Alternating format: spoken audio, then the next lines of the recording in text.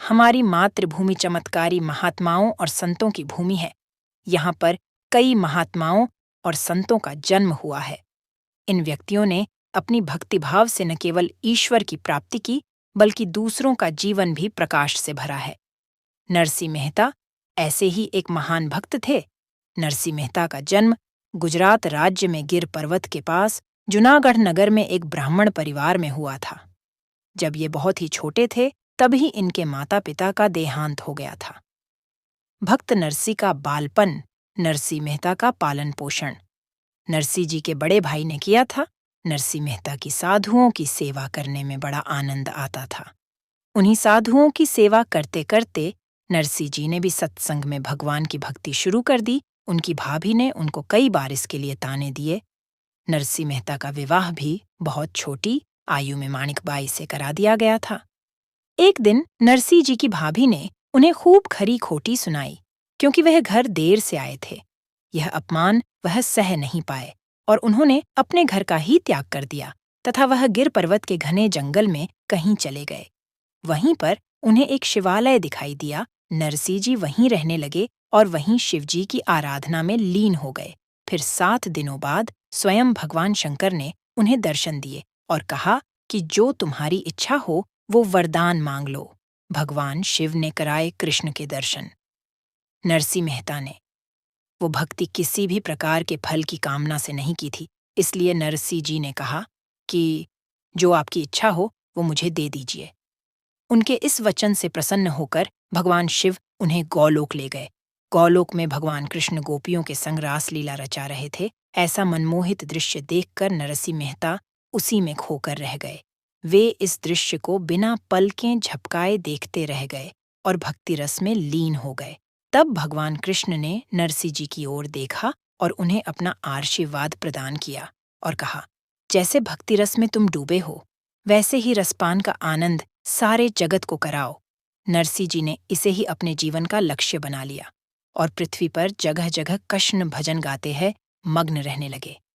स्वयं श्री कृष्ण ने ली नरसिंह की भेजी हुई हुंडी। नरसिंह मेहता की ऐसी भक्ति से प्रेरित होकर बहुत से साधु संत उनके साथ भक्ति में लग गए, मगर कुछ लोगों को नरसिंह जी का प्रसिद्ध होना अच्छा नहीं लगता था। वे लोग नरसिंह जी को परेशान करने के लिए नित्य नए बहाने ढूंढते थे, परंतु नरसिंह जी उनकी बातों पर ध्यान नहीं दिया करते थे। एक बार द्वारिका जाने वाले यात्री जूनागढ़ आए। उन यात्रियों के पास कुछ धन रखा हुआ था, जिन्हें वे डाकुओं के भय के कारण अपने पास नहीं रखना चाहते थे। इसलिए वे सब एक ऐसे साहूकार को ढूंढ रहे थे जो उस धन के बदले में एक हुंडी दे दे। उस समय हुंडी एक पत्र होता था। उस हुंडी में रकम और दूसरे सेठ का नाम लिखा होता था और हुंडी लिखने वाले की मोहर तथा हस्ताक्षर होते थे। उसे दूसरे नगर में सेठ को देने पर वह सेठ लिखी हुई रकम दे देता था। इससे रास्ते में हो रही चोरी का खतरा नहीं रहता था। जब यात्रियों ने नगर के सेठ का नाम पूछा तो कुछ शरारती व्यक्तियों ने नरसिंह जी का नाम बता दिया। वे यात्रीगण नरसिंह जी के पास जाकर उनसे प्रार्थना करने लगे कि वह उनकी हंडी लिख दे। नरसिंह जी ने उनसे कहा कि वह तो एक सन्यासी है, उनके पास कुछ भी नहीं है। परंतु वे यात्री समझ रहे थे कि नरसिंह जी यह सब केवल उन्हें टालने के लिए कह रहे हैं। यात्रियों के बहुत आग्रह करने के बाद नरसिंह मेहता हुंडी लिखने के लिए राजी हो गए। नरसिंह जी ने श्री कृष्ण पर भरोसा किया और सांवल शाह गिरधारी के नाम की हुंडी लिखी। यात्रीगण श्रद्धापूर्वक हुंडी लेकर द्वारिका चले गए और वहां नरसिंह जी कृष्ण भजन गाते हुए श्री कृष्ण से अपनी लाज रखने की प्रार्थना करने लगे। जब यात्री द्वारिका पहुंचे तो स्वयं द्वारिकाधीश ने सांवल शाह सेठ बनकर हुंडी के बदले में उन यात्रियों को धन दे दिया। क्या है नानीबाई का मायरा? नानीबाई का मायरा भक्त नरसिंह की भगवान कृष्ण की भक्ति पर आधारित कथा है, जिसमें मायरा अर्थात भात, जो कि मामा या नाना द्वारा कन्या को उसकी शादी में दिया जाता है, वह भात स्वयं श्री कृष्ण लाते हैं। नानीबाई नरसिंह जी की पुत्री थी और सुलोचनाबाई नानीबाई की पुत्री थी। सुलोचनाबाई का विवाह जब तय हुआ था, तब नानीबाई के ससुराल वालों ने यह सोचा कि नरसिंह एक गरीब व्यक्ति है तो वह शादी के लिए भात नहीं भर पाएगा। उनको लगा कि अगर वह साधुओं की टोली को लेकर पहुंचे तो उनकी बड़ी बदनामी होगी। इसलिए उन्होंने एक बहुत लंबी सूची भांत के सामान की बनाई। उस सूची में करोड़ों का सामान लिख दिया गया, जिससे कि नरसी उस सूची को देखकर खुद ही न आए। नरसी जी को निमंत्रण भेजा गया, साथ ही मायरा भरने की सूची भी भेजी गई। परंतु नरसी के पास केवल एक चीज थी, वह थी श्री कृष्ण की भक्ति। इसलिए वे उन पर भरोसा करते हुए अपने संतों की टोली के साथ सुलोचना बाई को आशीर्वाद देने के लिए अंजार नगर पहुंच गए।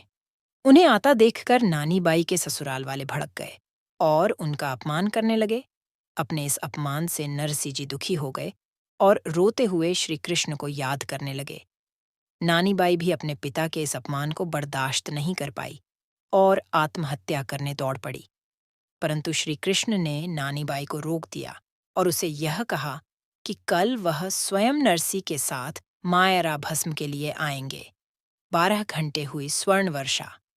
दूसरे दिन नानी बाई बड़ी ही उत्सुकता के साथ श्री कृष्ण और नरसी जी का इंतजार करने लगी और तभी सामने देखती है कि नरसी जी संतों की टोली और श्री कृष्ण के साथ चले आ रहे हैं और उनके पीछे ऊंटों और घोड़ों की लंबी कतार आ रही है, जिनमें सामान लदा हुआ है। दूर दूर तक बैलगाड़ियां नजर आ रही थीं। ऐसा मायरा न अभी तक किसी ने देखा था और न ही देखेगा। ये सब देखकर ससुराल वाले अपने किए पर पछताने लगे। उनके लोभ को भरने के लिए द्वारिकाधीश में 12 घंटे तक स्वर्ण मुद्राओं की वर्षा की। नानी बाई के ससुराल वाले उस सेठ को देखते ही रहे और सोचने लगे कि कौन है यह सेठ और यह क्यों नरसी जी की मदद कर रहा है। जब उनसे रहा नहीं गया तो उन्होंने पूछा कि कृपा करके अपना परिचय दीजिए और आप क्यों नरसी जी की सहायता कर रहे हैं। उनके इस प्रश्न के उत्तर में जो जवाब सेठ ने दिया वही इस कथा का संपूर्ण सार है तथा इस प्रसंग का केंद्र भी है। इस उत्तर के बाद सारे प्रश्न अपने आप ही समाप्त हो जाते हैं। सेठ जी का उत्तर था, मैं नरसी जी का सेवक हूँ, इसका अधिकार चलता है मुझ पर। जब कभी भी ये मुझे पुकारते हैं तो मैं दौड़ा चला आता हूँ इनके पास। जो ये चाहते हैं मैं वही करता हूँ। इनके कहे कार्य को पूर्ण करना ही मेरा कर्तव्य है। ये उत्तर सुनकर सभी हैरान रह गए और किसी के समझ में कुछ नहीं आ रहा था। बेस नानी बाई ही समझती थी कि उसके पिता की भक्ति के कारण ही श्री कृष्ण उनसे बंधे हुए हैं और उनका दुख अब देख नहीं पा रहे हैं। इसलिए मायरा भरने के लिए स्वयं ही आ गए। इससे यही साबित होता है कि भगवान केवल अपने भक्तों के वश में होते हैं। वीडियो अगर पसंद आया हो तो वीडियो को लाइक और चैनल को सब्सक्राइब करें और अपने दोस्तों के साथ शेयर करें। धन्यवाद।